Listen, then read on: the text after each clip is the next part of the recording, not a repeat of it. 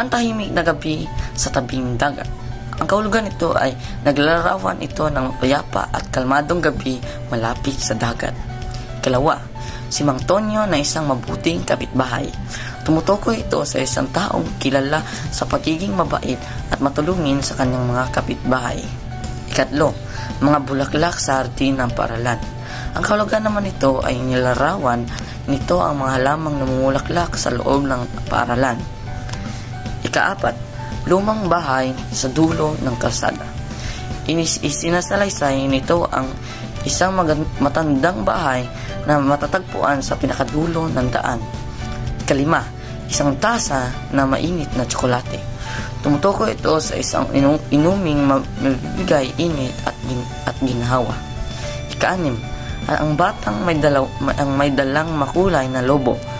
Naglarawan ito ng masiglang bata na may hawak na lobo na makulay. Ikapito, malalaking ulap sa bughaw na langit. Inilalarawan nito ang tanawin ng malaking ulap sa maliwanag at kalangitan. Ikawalo, isang lugar ng kapayapaan at katahimikan. Tumutukoy ito sa isang puok na mapayapa at malayo sa tulo. Yun po, maraming salamat. Paliwanag ko sa inyo kung ano ang ibig sabihin ng kohensyon gramatikal. Ang kohensyon gramatikal ay tumutukoy sa mga salita na nagsisilbing pananda upang maiwasan ang paulit-ulit ng paggamit ng mga salita dahil sa isang pangungusap. Ang mga uri ng mga kohensyon gramatikal ay ang mga anapura at katapura. At yun na po ang aking ilalahad sa inyo. Maraming salamat. Magandang araw sa inyong lahat. Ako nga po pala si Zizkia Niña Empedor.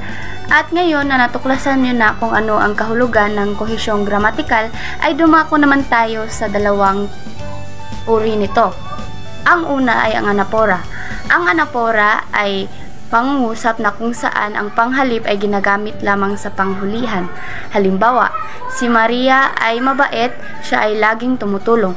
Ang siya ang panghalip sa pangungusap na nakikita natin na ginamit ito sa panghulihan. Kaya lagi niyong tatandaan na kapag anapora ang pinag-uusapan ay ang panghalip ay nasa panghulihan. Umaga sa lahat, ako po si Jamaica Jean Bedro at ngayon ay tatalakay natin kung ano ang katapora. Ang katapora ay isang konsepto sa gramatika na tumutukoy sa paraan ng pagpapalit o pagtukoy sa isang salita. Karaniwan isang pangalan o noun na ginagamit sa isang panghalip o pronoun, kung saan ang panghalip ay nauuna sa pangalan na tinutukoy nito. Sa madaling salita, ito ay sulyap na pasulong o look forward. Ito ay kabaliktaran sa anapora kung saan ang pangalan ay nauuna at ang panghalip naman ay nasa hulihan. Halimbawa, siya ay hindi karapat-dapat na magtaglay ng aking apelyido. Si Manoling ay kahiya-hiya.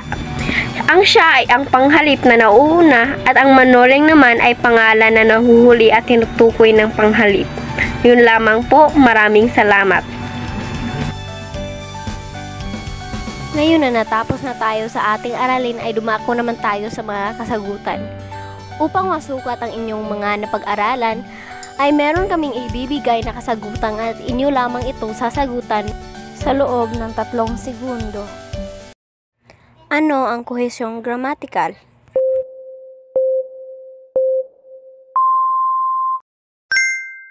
Tama!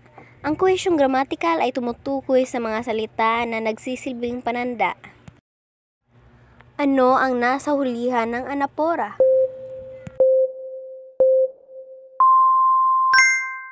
Panghalip.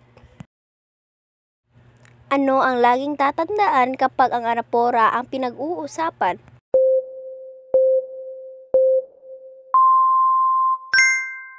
Nasa huli ang panghalip.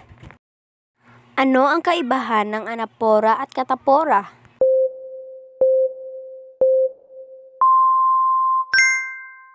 Tama! Nasa huli ang panghalip ng anapora habang ang katapora naman ay nasa unahan.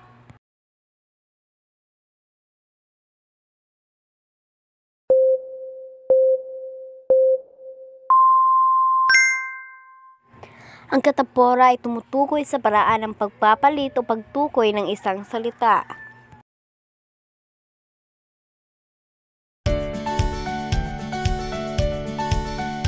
Magaling!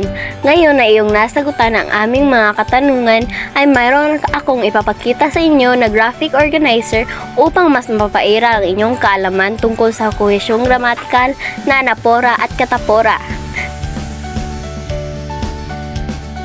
Pero bago muna iyan ay nais namin kayong tanungin kung ilang lagda ang iyong nakuha sa aming mga kasagutan.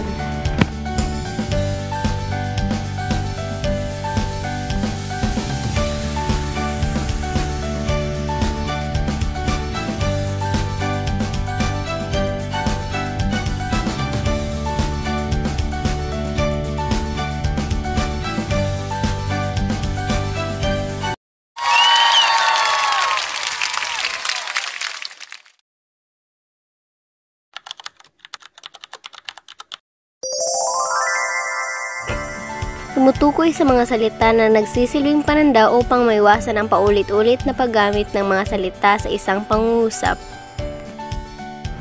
Nag-uugnay sa mga salita, parirala at pangungusap upang makabuo ng isang makahulugan at organisadong teksto.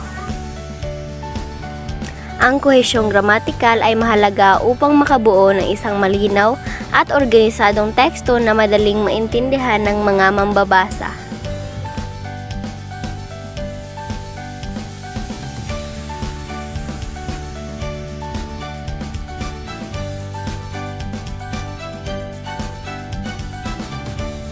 Anapora. Ang isang salita o parirala ay inuulit sa simula ng mga sunod-sunod na pangungusap o talata. Ginagamit ito upang bigyang diin ang isang konsepto o ideya. Habang ang katapora naman ay ang isang salita o parirala ay tumutukoy sa mga sumusunod na pangungusap o talata. Ginagamit ito upang ipakilala ang isang ideya o konsepto na ipaliliwanag pa sa mga sumusunod na pangungusap.